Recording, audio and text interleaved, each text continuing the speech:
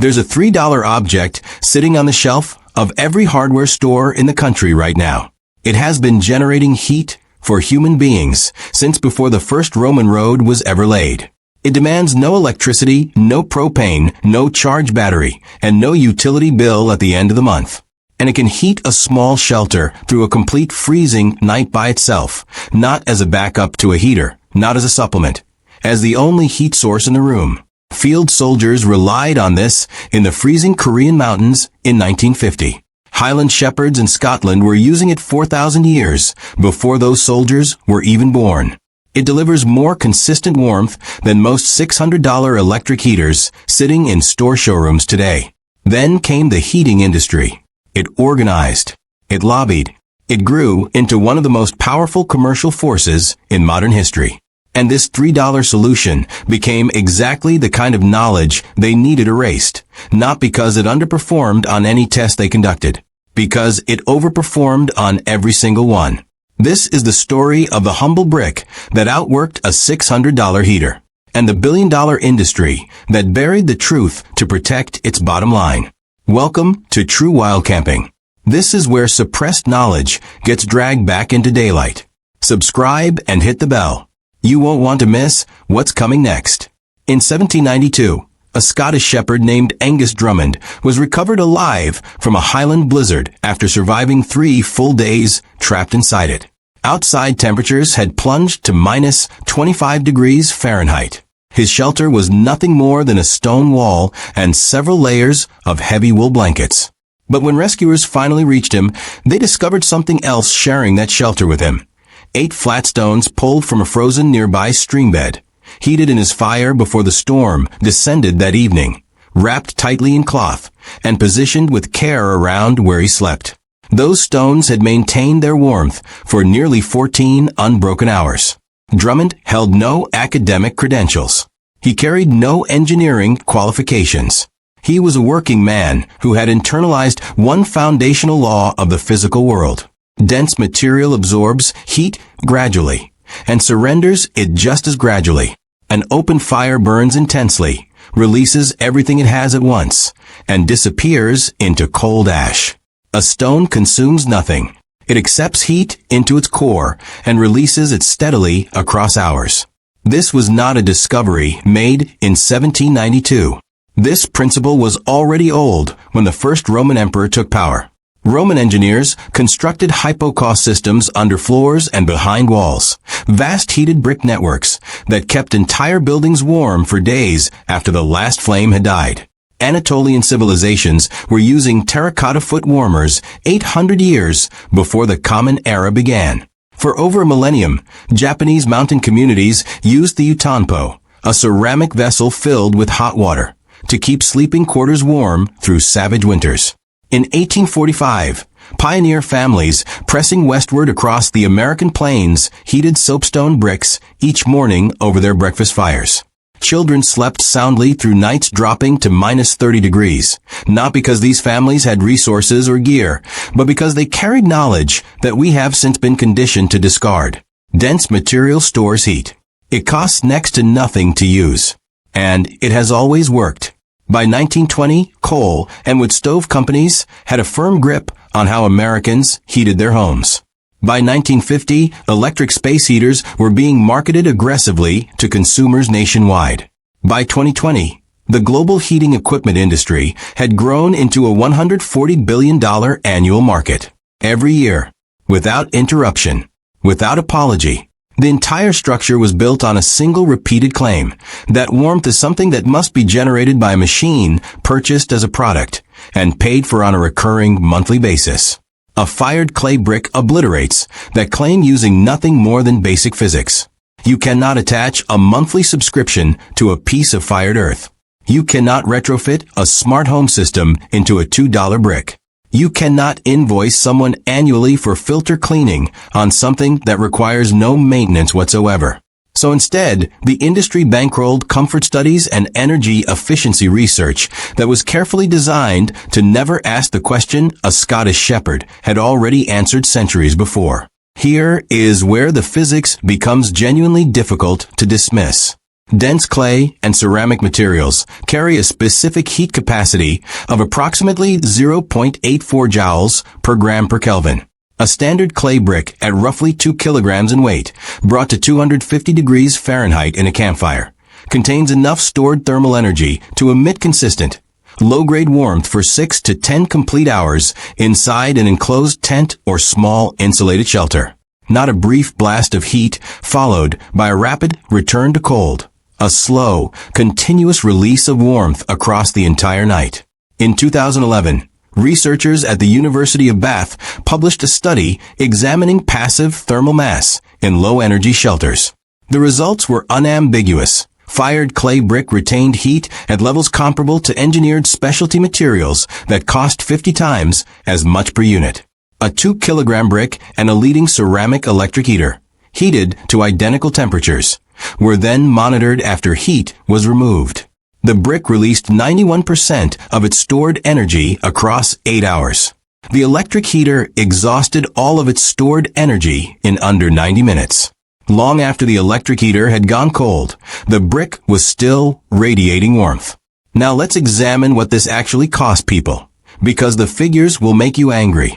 According to the U.S. Department of Energy, the average American household pays $1,900 every single year on heating and cooling combined. A mid-range electric space heater carries a retail price between $80 and $600. Most of them last between 3 and 5 years before they fail and need to be replaced. Across a single decade, a household can easily spend $500 to $2,000 just cycling through portable heaters. A standard clay brick costs between 50 cents and $3. It does not have a lifespan measured in years. It has a lifespan measured in generations. The same brick that warmed a bed in your great-grandmother's farmhouse could be heating your sleeping bag on a backcountry trail this weekend. The underlying thermal physics were not altered when the heating industry emerged. What changed was that the knowledge became inconvenient for the people whose income depended on selling machines. So why has this never been taught? Why isn't this method displayed in any hardware store aisle? The global heating equipment industry produces $140 billion in revenue annually. That business model has one essential requirement. It cannot survive on a customer who makes a single purchase and never comes back. It requires a customer who replaces products, upgrades systems, schedules maintenance visits, and keeps paying indefinitely. In the United States alone, the heating industry supports more than 400,000 jobs and funds hundreds of active lobbying organizations. Hundreds of millions of dollars have been directed towards shaping building codes over the past several decades. Those codes now mandate certified powered heating systems in every occupied structure. Passive thermal mass cannot pass a building inspection as a primary heat source. You need a certified electric or gas system, installed by a licensed contractor, inspected by a city official. Every step of that process generates fees, and every dollar flows away from you. Consider what a $3 brick does to that revenue structure. Fired clay cannot be patented. It predates intellectual property law by about 4,000 years. No company can produce a proprietary version with licensing fees attached. No manufacturer can create artificial scarcity around a material found beneath your feet on every continent. The heating industry's entire commercial foundation is built on a single assumption, that staying warm is a service you must keep paying for. A brick that stores and releases heat for 8 hours after one fire doesn't just challenge that assumption. It dismantles it completely. So the brick had to be repositioned.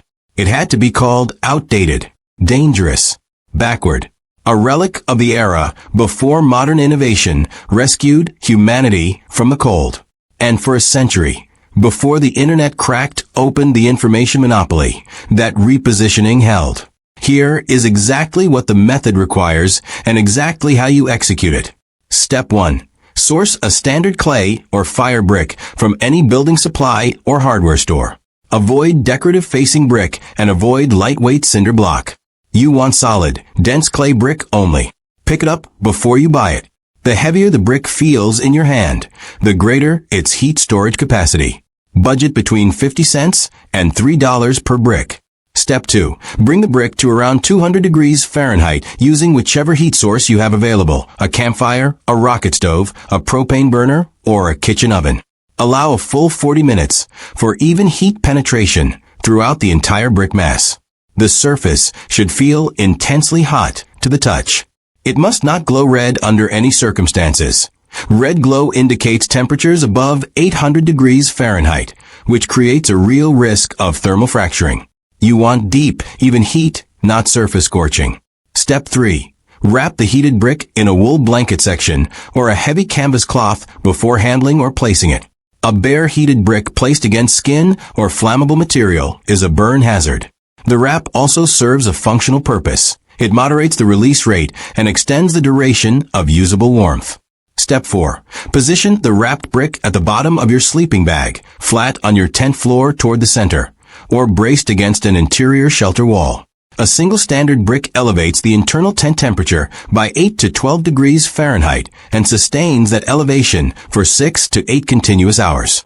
2 bricks have been documented maintaining genuinely comfortable sleeping temperatures through nights where outside air dropped to 15 degrees Fahrenheit. In 2019, a backcountry camper named Travis Holloway ran this test at elevation in Oregon during a trip where temperatures fell to 18 degrees Fahrenheit before 3 in the morning on a clear, wind-still night. He reported uninterrupted, comfortable sleep from sundown to sunrise using a sleeping bag with a 20 degrees Fahrenheit temperature rating. That bag costs around $300 at retail. His 2 clay bricks cost him under $1 combined. No power source. No fuel consumed after the fire that heated the bricks.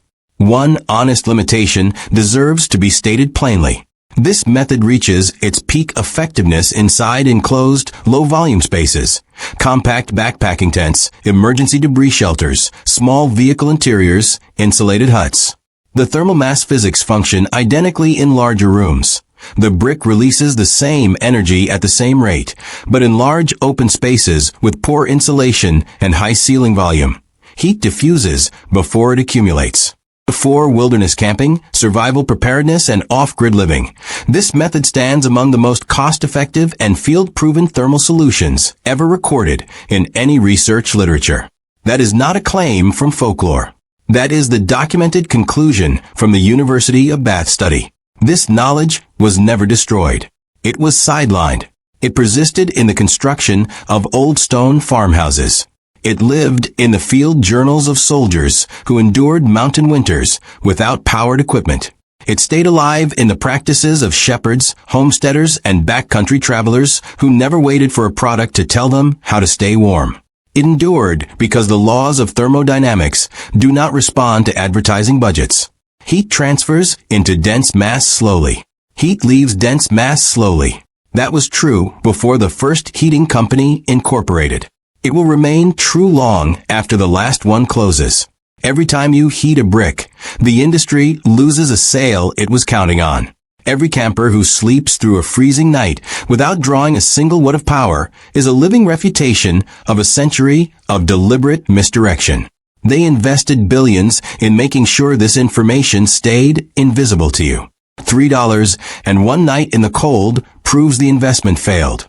If this resonated with you today, subscribe, drop a comment, and pass this on to someone who needs it. Every share is a small act of defiance against a system built on keeping you dependent. True wild camping is just getting started. The next vault opens soon. Don't go anywhere.